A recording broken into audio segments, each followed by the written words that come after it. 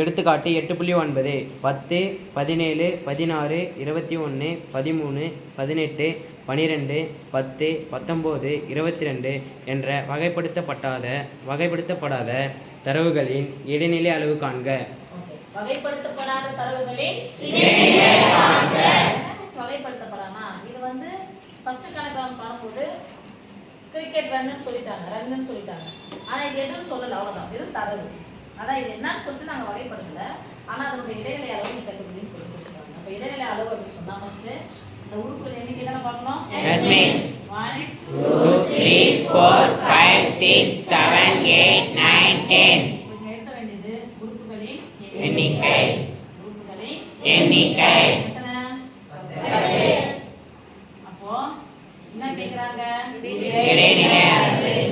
இடைநிலை அளவு. உறுப்புகளின் எண்ணிக்கை என்ன சொல்றோம்? போட்டாலும் ஓகே, கேபிட்டல் போட்டாலும் ஓகே. இப்போ ஒற்றை எண்ணா இரட்டை எண்ணா? அப்ப en போட்டுட்டா இரட்டை எண். அத இரட்டை எண்ணா தான் எழுதும். பாதி என்னது? பை 2. 10 பாதி ஆக்கனா எத்தனை? 5. இப்போ 5வது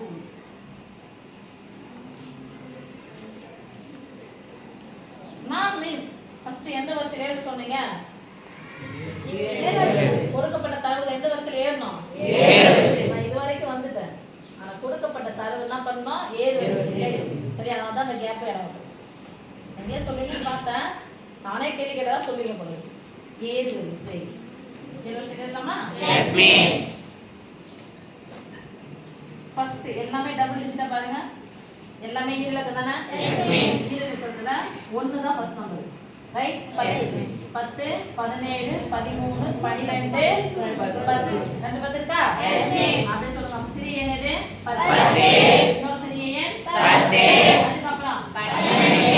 அப்புறம் 13. அப்புறம் 14. 14 இல்ல, 15 இல்ல, 16.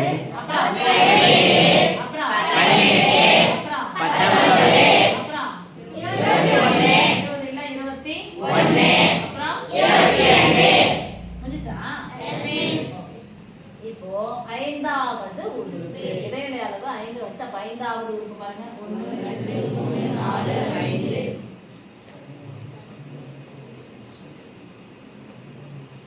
ஆமாவா இல்லையா? 1 2 3 4 5 6 7 8 9 10.